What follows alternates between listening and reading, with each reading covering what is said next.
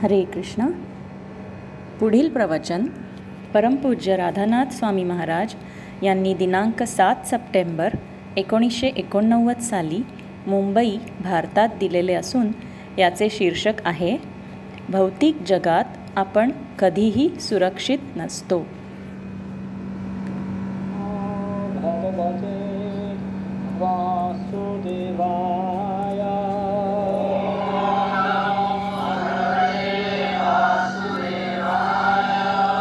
नारायणं नमस्कृत्यां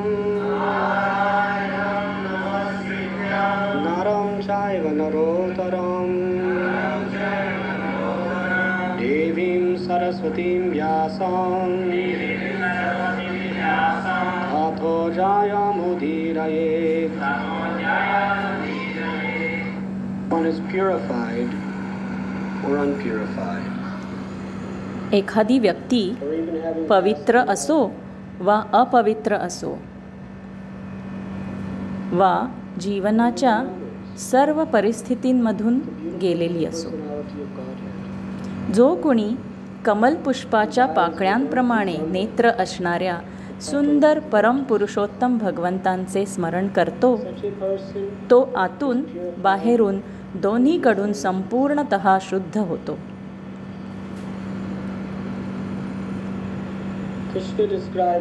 मानव इतिहासात व्याख्यान केल्या गेलेल्या ज्ञानामध्ये सर्वात संक्षिप्त आणि विस्तृत ज्ञान प्रणालीचे वर्णन भगवान श्रीकृष्ण भगवद्गीतेत करतात.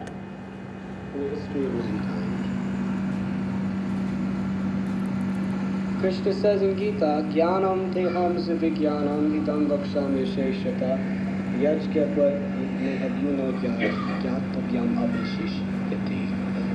This means that within this treatise, अर्थात ते म्हणतात, या भगवद्गीता ग्रंथात मी अभूतपूर्व तसेच नाममात्र दोन्ही असे सर्व काही वर्णिले आहे, जेणेकरून आपल्याला या क्षणिक सापेक्ष जगाविषयी तसेच भगवंतांच्या परमधामाविषयी देखील सर्व काही माहिती मिळेल. हे भौतिक जग कसे आणि का कार्यरत आहे हे भगवद्गीतेत सांगितले आहे. आत्म्याचा स्वभाव आणि या भौतिक निर्मितीहून वेगळे असणारे त्याचे विशिष्ट अस्तित्व याबद्दलही भगवद्गीता वर्णन करते.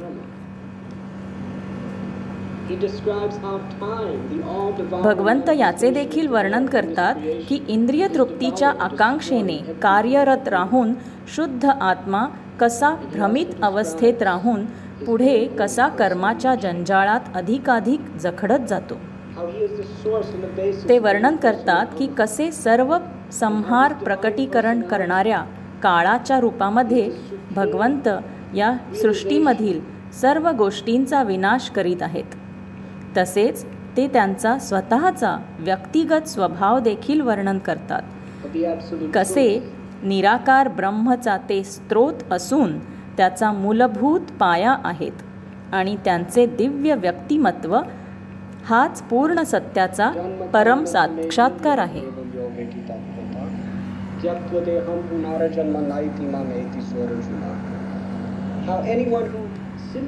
जो मनुष्य केवळ जाणतो की भगवंतांचे या जगात अवतार घेण्याचे आणि लीलांचे कारण दिव्य आहे, असा मनुष्य या भौतिक जगात पुन्हा जन्म न घेता भगवंतांच्या परमधामाची प्राप्ती करतो. आणि भगवान श्रीकृष्ण भगवद्गीतेच्या 18व्या अध्यायातील 66व्या श्लोकात गीतेचा सारांश सांगताना धार्मिक तत्वांचे सार जाहीर करतात.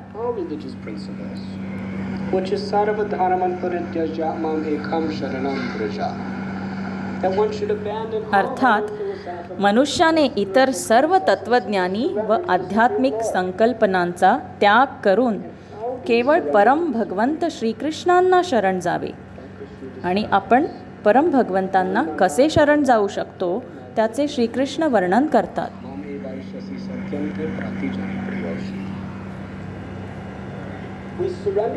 आपण श्रीकृष्णांना शरण जातो ते सतत त्यांचे स्मरण करून.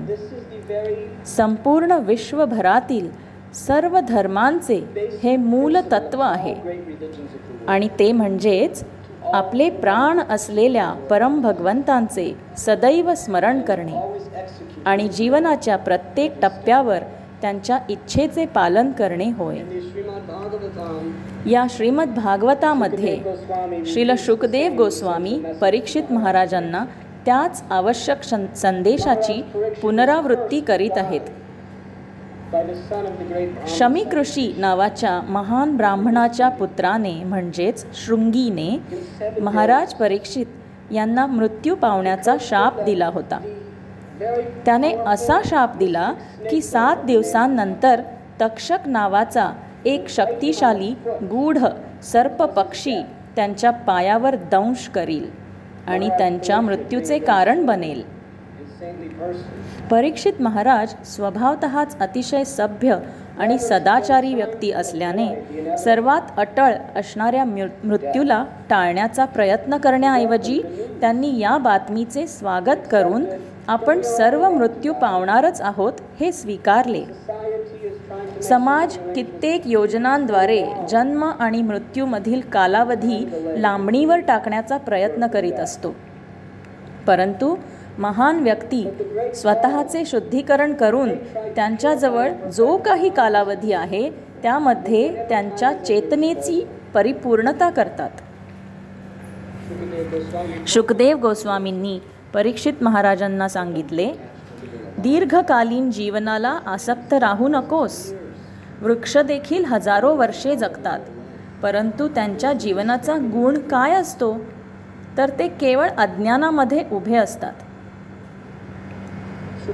शुकदेव गोस्वामींनी परीक्षित महाराजांना सांगितले की हजारो वर्षे श्रीकृष्णांचे विस्मरण होऊन जगण्यापेक्षा सचेतन कृष्ण भावनेचा एक क्षण बरा.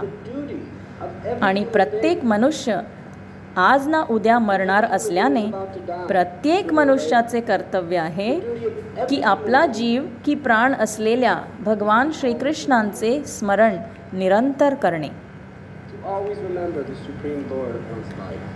तर महाराज परीक्षित यांनी 7 दिवस व्रत करून एका जागी बसून इतिहासातील अनेकानेक महात्म्यांचे कथागान श्रवण केले, ज्यांनी अत्यंत भरभराटीच्या स्थितीत तसेच अत्यंत बिकट काळात देखील आपल्या जीवनात कधीही भगवंतांना विसरले नाहीत.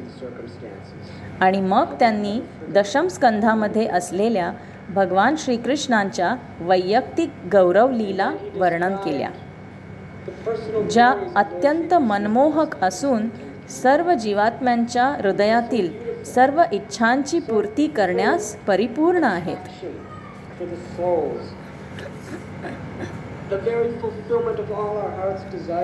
भगवान श्रीकृष्णांच्या सुंदर लीला केवळ नम्रपणे श्रवण केल्याने सर्व इच्छांची पूर्ती शक्य आहे.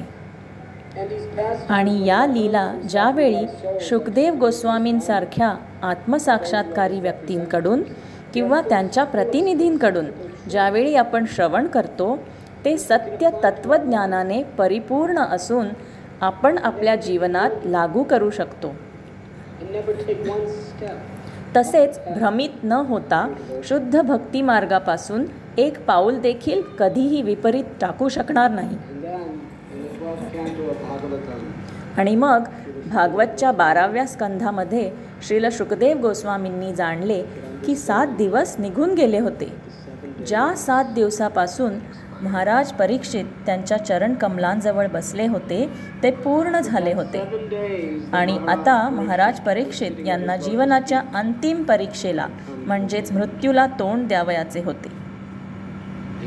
म्हणून महाराज परीक्षित शुकदेव गोस्वामींजवळ गेले आणि शुकदेव गोस्वामींचे आभार मानू लागले की शृंगी ब्राह्मणाने मला शाप दिला हे माझे खूप मोठे भाग्य आहे, कारण जीवनातील या परिस्थितीमुळे मला आपल्या चरणकमलांचा आश्रय मिळाला आणि तुम्ही तुमच्या महान अनुकंपेने अचिंत्य आणि असीमित दयाभावाने माझ्यासोबत येथे 7 दिवस बसण्याकरिता तयार झालात.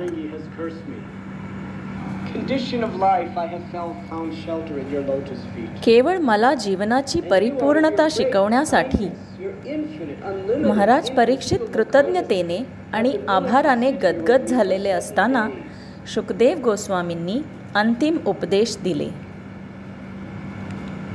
Just to teach me how to perfect ते म्हणाले, जे काही तुला माझ्याकडून ऐकायची इच्छा होती gratitude. ते तू ऐकले आहेस. तू इच्छा केली होतीस सर्वांचे स्रोत असणाऱ्या भगवान श्री हरींविषयी ऐकण्याची. तू जीवनाच्या अंतिम ध्येयाविषयी ऐकण्याची इच्छा केली होतीस. You desire to hear about the supreme त्यांच्याप्रती Lord, शुद्ध प्रेम या सर्व गोष्टींचे वर्णन झाले आहे. to hear about the supreme ते Lord, म्हणाले, pure love. आता या तक्षक नावाच्या गूढ सर्प पक्षाला मुळीच भिवू नकोस. तुला घाबरण्याची काहीही गरज नाही, Mystic, कारण bird. तू काहीही केलेस किंवा काहीही म्हटलेस तरी तो मृत्यूवान सर्प केवळ तुझे शरीर नष्ट करणार आहे. Because the snake of death is going to destroy the body. माझे गुरु महाराज कृष्ण कृपा श्रीमूर्ती श्रील भक्तिवेदांत स्वामी प्रभुपाद यांचे ध्वनिमुद्रण मी ऐकत होतो My Guru Maharaj, आणि ते एक उदाहरण देत होते Vedanta Swami Prabhupada, की मृत्यू किती अनिश्चित आणि अटळ आहे that की तो कधी येणार ते तुम्हाला मुळीच माहीत नसते. and so unavoidable that you just don't know when it is going to come. माझ्या परिचयातील एक व्यक्ती जो माझा मित्र आहे तो मला सांगत होता की मला काहीही काळजी करण्याची आवश्यकता नाही, To worry about. Because कारण भारतातील सर्वात महान ज्योतिषाकडून करून घेतलेल्या कुंडलीनुसार मी 82 वर्षांपर्यंत जगणार आहे.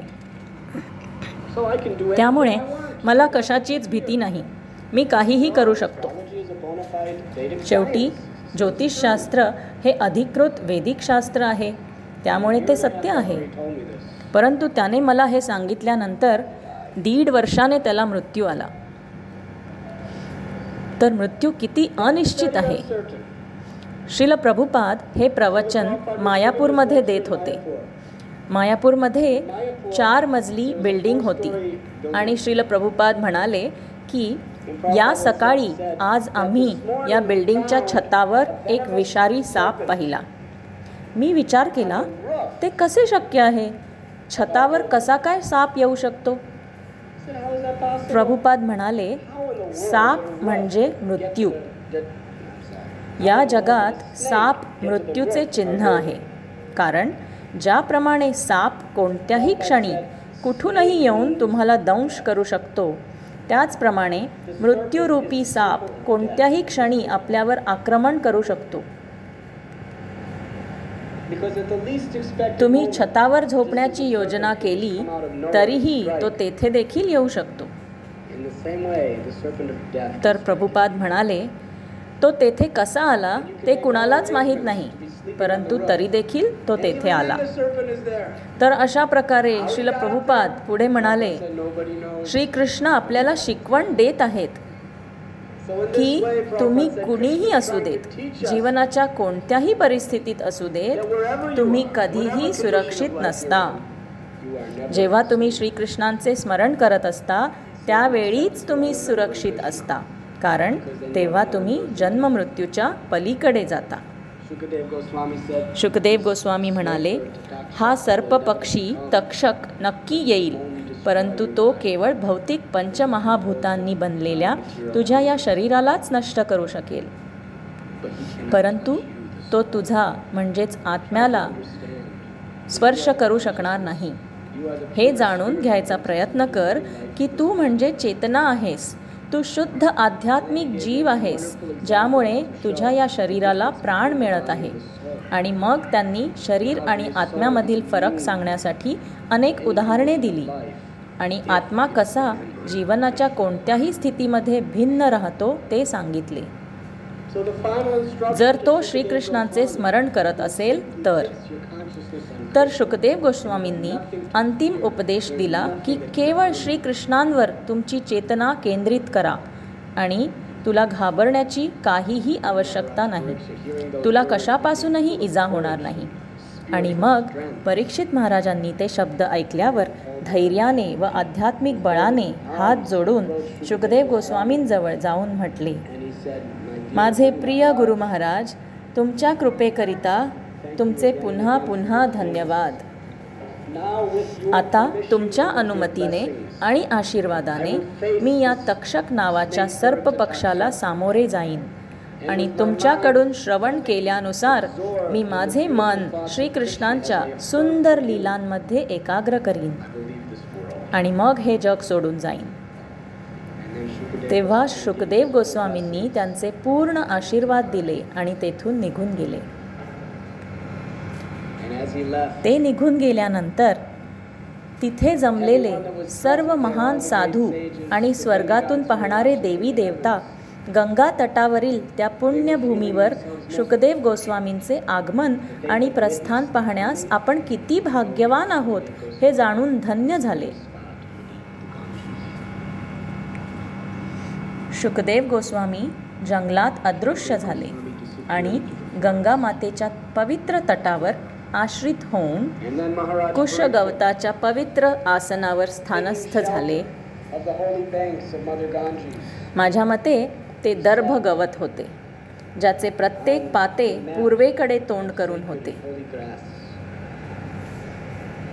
परीक्षित महाराज ताठ बसले, इंद्रियांना संपूर्णपणे वशीभूत करून प्राणवायूवर पूर्ण नियंत्रण केले आणि या परिस्थितीत पूर्णपणे अभय मनाने त्यांची चेतना संपूर्णतः श्रीहरी श्रीकृष्णांच्या चरणकमलांवर केंद्रित केली. त्यावेळी त्या थोर ब्राह्मण कुमाराने श्रृंगीने पाठवलेल्या सर्पपक्षी तक्षकाने आपली वेळ आली आहे हे जाणले. 7 दिवस पूर्ण झाले होते आणि तो जंगलामधून गंगा तटावर जाण्यास निघाला. मृत्यूच्या रूपात परम भेट वस्तू महान सम्राट परीक्षितांना देण्याकरिता. तो चालत असताना वाटेत त्याला कश्यप मुनी भेटली. उपस्थित असलेल्या सर्व महान साधूंपैकी कश्यप मुनी हे एकटेच विषाची शक्ती परतवून लावण्याकरिता समर्थ असल्याने तक्षक अत्यंत व्याकुळ झाला. वास्तविकतः पूर्वी एकदा तक्षकाने त्याच्या विषारी दातांनी एका नारळाच्या झाडावर दंश करून त्यामध्ये विषाचा संचार केला होता आणि त्याचे विष इतके घातक होते की ते संपूर्ण झाड आगीने पेटले आणि काही क्षणातच ते जळून भस्म झाले. आणि कश्यप मुनींनी तेथे येऊन त्यांच्या मंत्रशक्तीने त्या नारळाच्या झाडामध्ये पुन्हा जीवन संचार केला.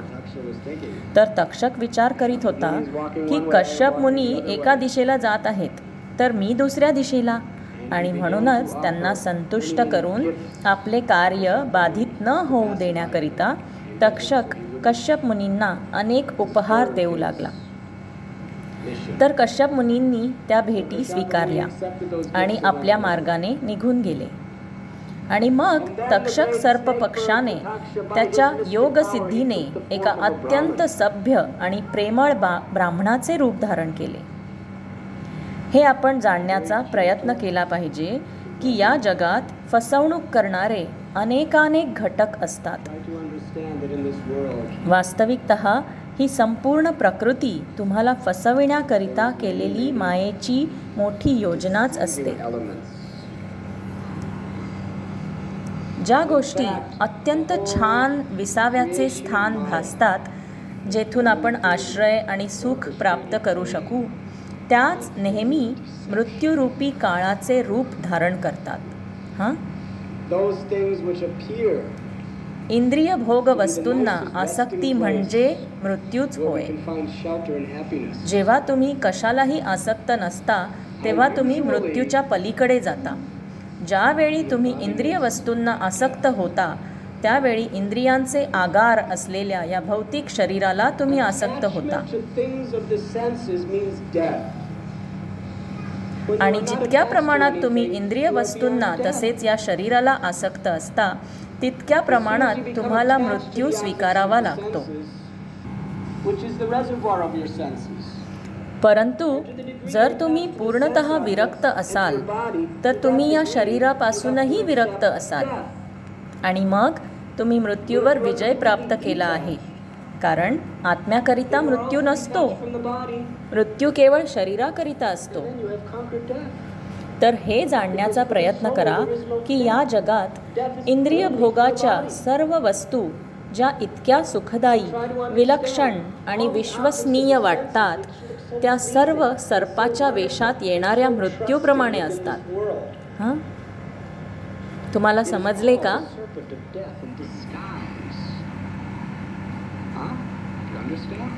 तर त्या मृत्यूरूपी सर्पाने एका ब्राह्मणाच्या रूपात वेषांतर केले आणि थेट परीक्षित महाराजांकडे चालत गेला. आणि परीक्षित महाराजांना तसेच अवतीभवती जमलेल्या सर्वांना माहीत होते कोण आले आहे ते. आणि मग तो सर्पपक्षी ब्राह्मणाच्या रूपात खाली वाकला आणि त्याच्या विषारी फण्याने त्याने परीक्षित महाराजांच्या पायाला दंश केला.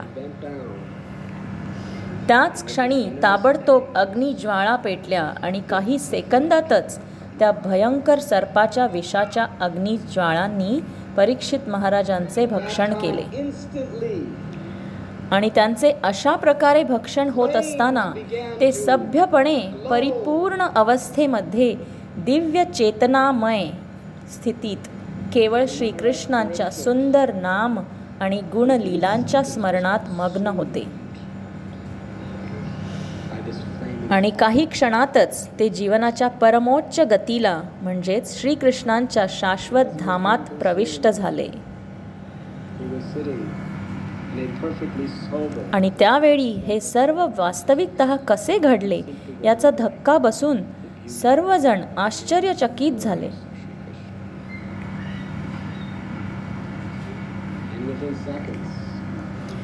त्यांच्या डोळ्यासमोर घडलेल्या त्या अत्यंत अवर्णनीय अशा प्रस्थानाने चकित व मोहित होऊन ते सर्वजण तो सोहळा साजरा करू लागले. देवी देवता त्यांचे मृदंग वाद्य वाजवू लागले आणि सर्व महान साधू देखील आनंदाने साजरा करू लागले. कारण तेथे जमलेला असा एकही व्यक्ती नव्हता ज्याला परीक्षित महाराज भगवत धामाला गेले होते यात पूर्णपणे विश्वास नव्हता. त्यांनी त्यांचे जीवन परिपूर्ण बनविले होते. म्हणून ती आनंदाचा क्षण साजरा करण्याची वेळ होती. म्हणून मृत्यूमध्ये काहीही वाईट नाही हे जाणण्याचा प्रयत्न करावा. एखाद्या भगवत भक्ताकरिता मृत्यू गौरवशाली असतो. ते त्याचे भगवत धामाला जाण्याचे केवळ एक तिकीट असते. आणि जे भगवंतांचे भक्त नाहीत त्यांच्याकरिता व काहींकरिता मृत्यू म्हणजे वस्त्र बदलण्यापेक्षा अधिक काहीही नाही. So try to understand there is nothing wrong with death. Vasam sujunani yatha vihayana vani granati naroparani tatha sarirani vihaya junani anyati samyati navani dehi. Krishna explains like this in Bhagavad Gita. Shri Krishna भगवद्गीतेत अशा प्रकारे वर्णन करतात.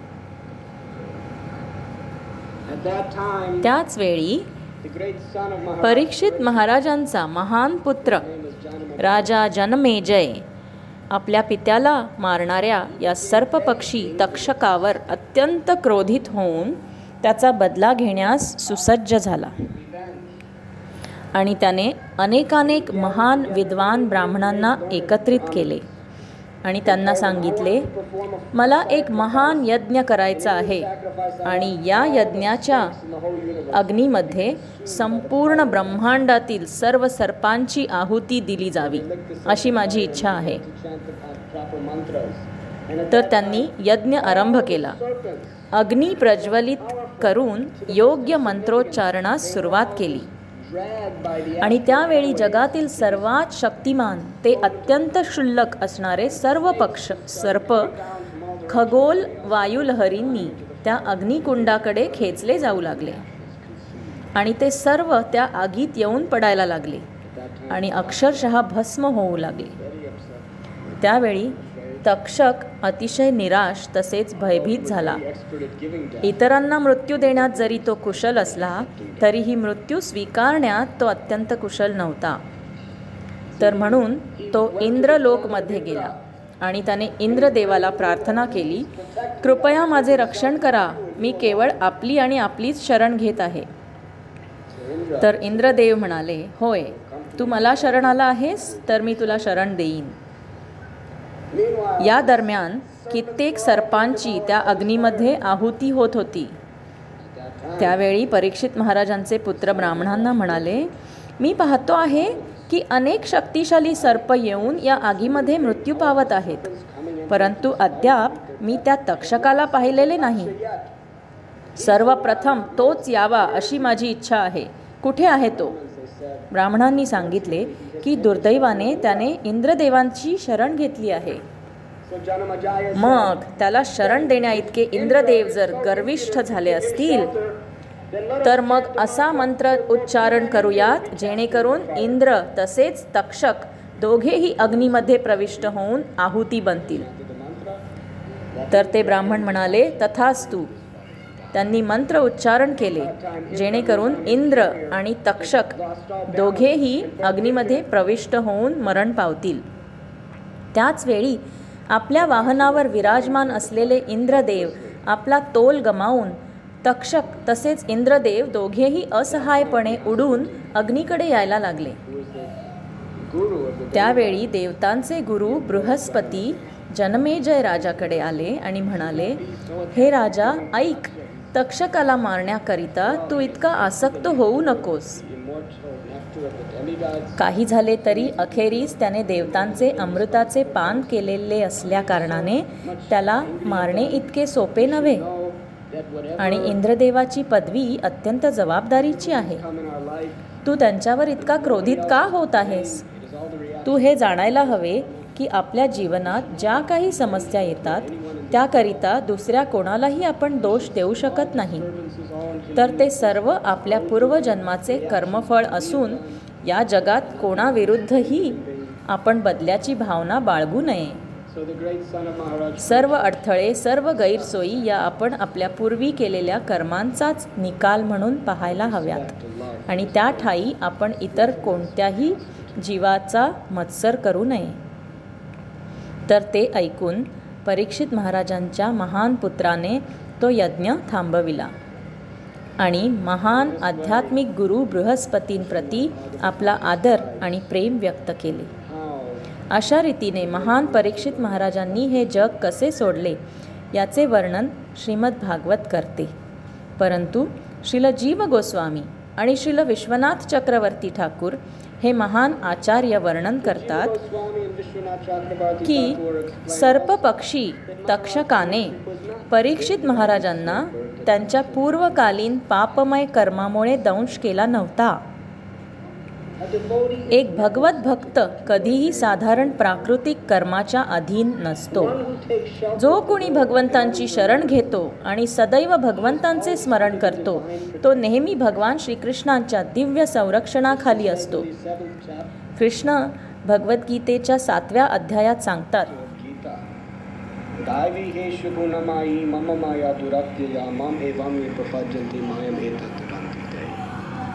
अर्थात जे महात्मे मला शरण येतात, जे माझा आश्रय घेतात, ते त्यापुढे बहिरंगा शक्ती भौतिक शक्तीच्या प्रभावाखाली नसतात. ही भौतिक शक्ती पार करणे अत्यंत कठीण आहे. ती पार करणे नुसते कठीणच नव्हे तर अशक्य आहे. परंतु जे माझी शरण घेतात ते तेथून पुढे कर्मबंधनाच्या प्रभावाखाली न येता माझ्या वैयक्तिक संरक्षणाखाली सदा सर्वदा येतात.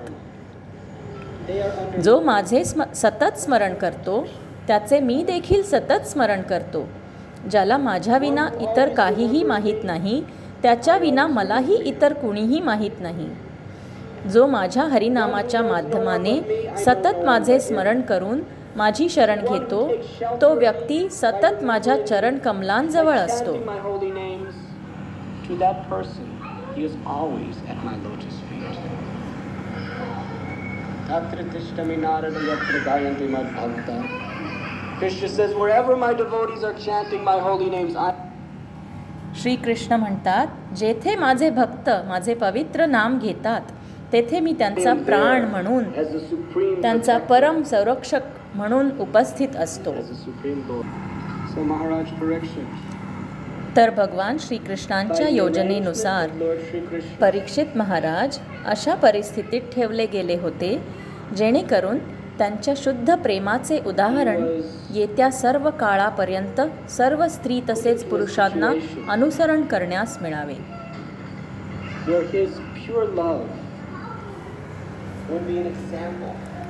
त्यांच्या मृत्यूला ते कसे संपूर्ण कृष्ण भावनेमध्ये सामोरे गेले,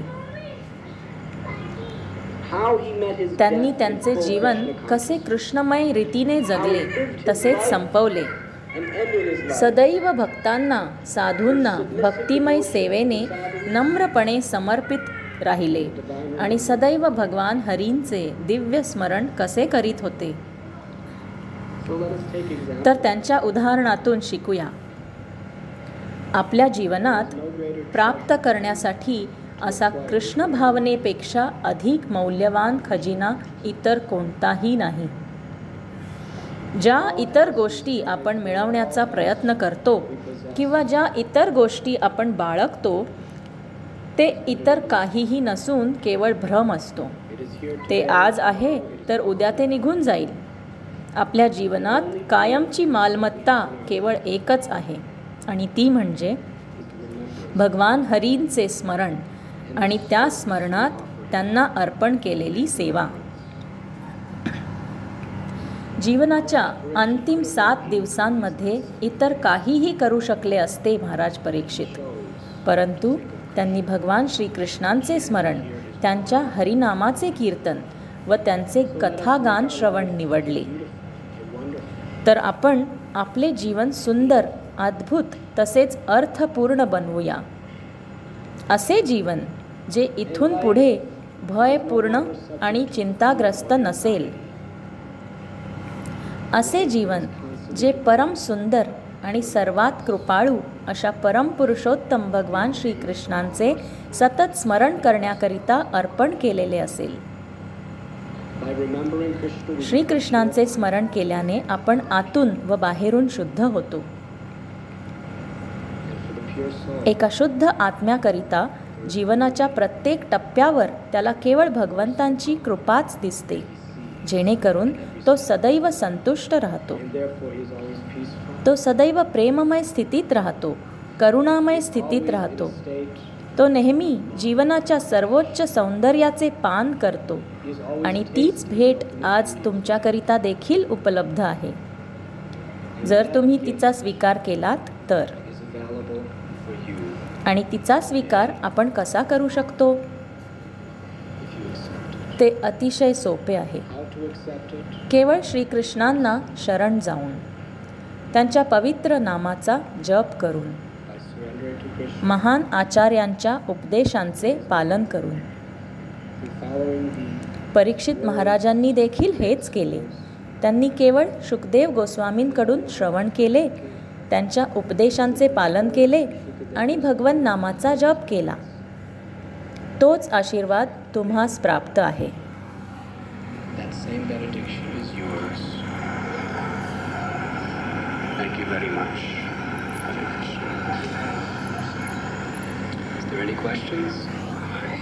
खूप खूप धन्यवाद. हरे कृष्ण. काही प्रश्न आहेत का?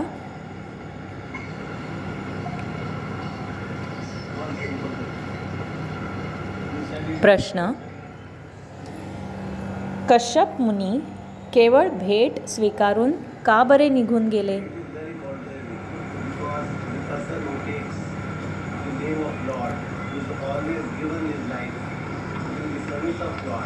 Why they are not of our religious dharma, and especially for Munis,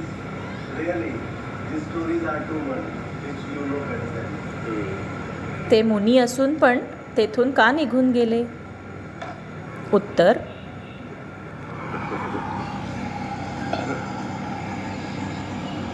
Kashyapa Muni was not an ordinary living being. Kashyap Muni Understand that he was एक साधारण जीव नसून परम पुरुषोत्तम भगवान वामन देव यांचे पिता होते. हे आपण जाणून घेतले पाहिजे. you see तुम्ही पहा, Krishna श्रीकृष्ण प्रत्येक जीवात्म्याच्या हृदयात स्थित आहेत. श्रीकृष्णांची अशी इच्छा होती की त्या दिवशी back home that day. परीक्षित महाराजांनी भगवद्धामाला परत जावे. Kashyapa Muni to interfere. Kashyap मुनींनी मध्ये व्यत्यय आणावा अशी त्यांची इच्छा नव्हती. Therefore, तर म्हणून arrangement of कश्यप मुनींच्या हृदयात स्थित असलेल्या भगवंतांच्या योजनेनुसार त्यांनी भेटी स्वीकारल्या आणि आपल्या मार्गाने निघून गेले. It wasn't like a materialistic man being paid off. एखाद्या लाच खाणाऱ्या भौतिकवादी व्यक्तीप्रमाणे ते नव्हते, तर ते प्रत्यक्षपणे भगवान श्रीकृष्णांच्या अध्यक्षतेखाली होते. He would have stayed. Kashyap मुनी जर थांबले असते तर महाराज परीक्षित 7 दिवसात मरण पावले नसते, हो ना? श्रीकृष्णांची इच्छा होती की त्यांनी 7 दिवसात शरीराचा त्याग करून एखाद्याने मृत्यूला कसे सामोरे जावे याचे एक आदर्श उदाहरण सर्वांसमोर प्रस्तुत करावे. प्रश्न, माझा प्रश्न विचारण्याचा हा उद्देश होता की साधारण जीवांच्या बाबतीत कितीतरी अडथळे येतात, मग ते कसे भगवद्धामास जातील?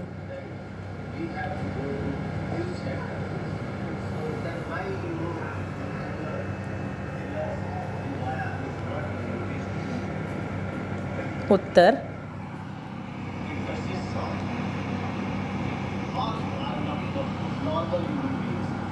तुम्ही काही साधारण जीव नाही आहात. साधारण जीव कीर्तनात तुमच्याप्रमाणे नृत्य करू शकत नाही. No ordinary soul could dance like you dance. श्रीकृष्णांचे नाव इतके दिव्य आहे.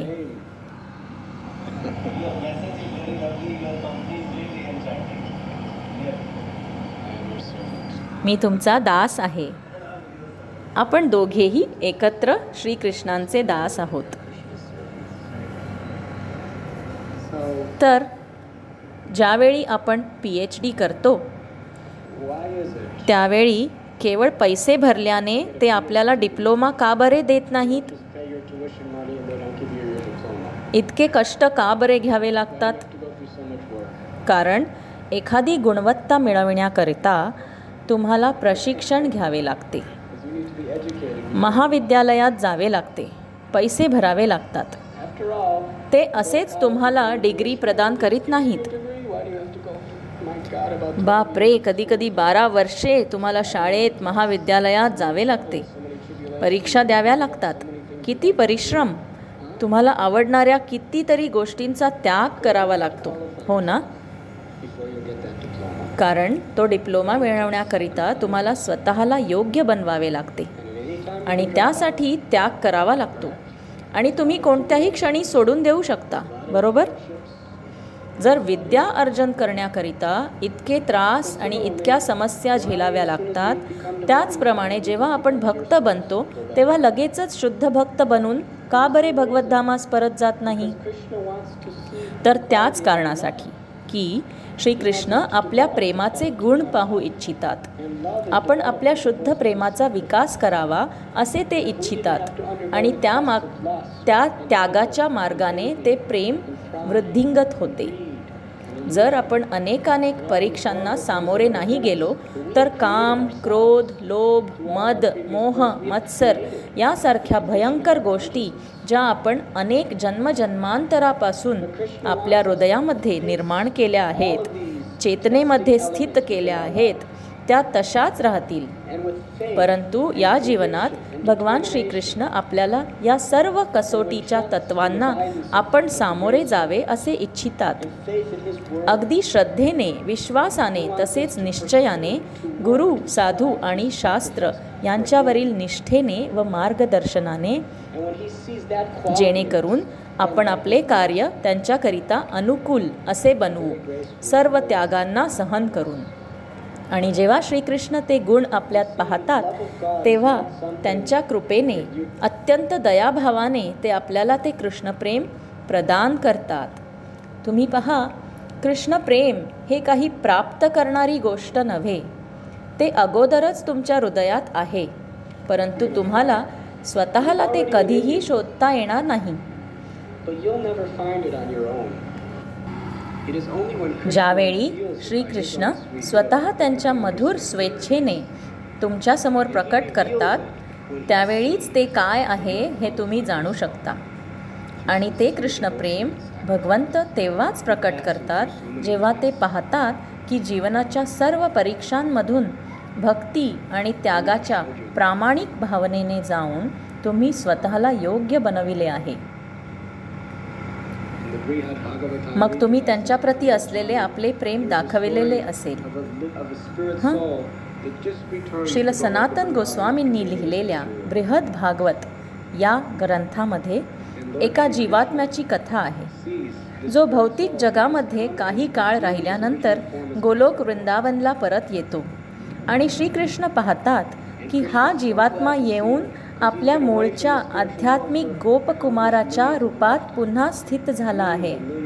तेव्हा अनेक हजारो अगणित जन्मजन्मांतरापासून आध्यात्मिक जगाहून दूर राहिलेल्या त्या जीवात्म्यास पाहून श्रीकृष्ण अत्यंत प्रसन्न होतात. आणि वनातील इतर गोप बालक सखागण पाहतात की त्यांचा मित्र दीर्घ काळानंतर परत आला आहे. आणि श्रीकृष्ण त्याला पाहता क्षणीच त्याच्याकडे धावत येतात आणि त्यांच्या कमल हस्तांनी त्याला आलिंगन करतात. आणि दोघेही एकमेकांना आलिंगन करताना त्यांच्या नेत्रांतून प्रेमाश्रू वाहत असतात. आणि श्रीकृष्ण त्याला म्हणतात, तू परत माझ्याजवळ आला आहेस, मला किती आनंद होत आहे. ते म्हणतात, मी तुला ओळखतो, माझ्याकरिता जे काही तू सर्व सहन केलेस ते सर्व काही मी जाणतो. तुला काम, क्रोध, लोभ, मद या सर्वांना जिंकावे लागले, जे अति कठीण आहे आणि ज्यांचा त्यागही किती वेदनादायी आहे. माझ्याकरिता तुला किती कष्ट, किती यातना सहन कराव्या लागल्या. तुला हवेसे वाटणारे, सर्व प्रिय, मौल्यवान वाटणारे सर्व काही तू माझ्याकरिता त्यागले आहेस. किती वेदना, किती त्याग तू मला अर्पण केला आहेस, केवळ माझ्या धामात परत येण्याकरिता. या सर्वांकरिता तू मला अत्यंत प्रिय आहेस. अशा रीतीने त्यांचा शुद्ध भक्त भगवद्धामास परत आल्यामुळे श्रीकृष्णांनी त्याच्या स्वागताकरिता एक सुंदर प्रेममय सोहळा साजरा केला.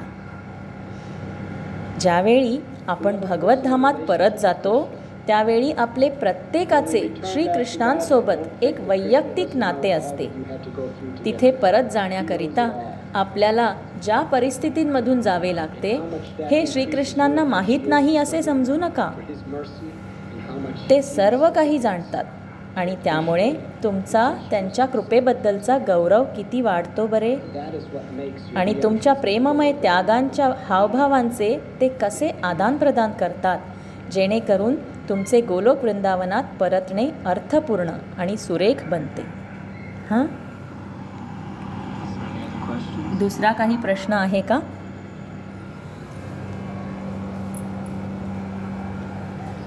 प्रश्न: एखादा मनुष्य जर मृत्यूशय्येवर असेल आणि त्याची चेतना कृष्ण भावनाभावित नसेल आणि बुद्धीने तो समजू शकत असेल, परंतु त्याने कृष्णप्रेम विकसित करण्याचा प्रयत्न केला नसेल, तर मृत्यूच्या वेळी अशा व्यक्तीचे काय भविष्य ठरेल? जरी तो शांत असेल तरी? उत्तर: कृष्ण भावनेशिवाय मृत्यूच्या वेळी कोणतीही व्यक्ती शांत असू शकत नाही. आपल्या डोळ्यांना कदाचित ते शांत वाटतील, परंतु मृत्यूच्या वेळी जो अतोनात क्लेशकारक अनुभव सूक्ष्म शरीराला येतो तो अत्यंत भयानक असतो. या उलट असा व्यक्ती जो मृत्यूच्या रूपाने श्रीकृष्णांना आलेला पाहतो तो मृत्यूला प्रेमाने दोन्ही बाहूंनी आलिंगन करतो. मृत्यूच्या वेळी तुम्ही जितक्या प्रमाणात कृष्ण भावना भावित असता तितक्या प्रमाणात तुम्ही आध्यात्मिक जगाकडे अग्रेसर होता.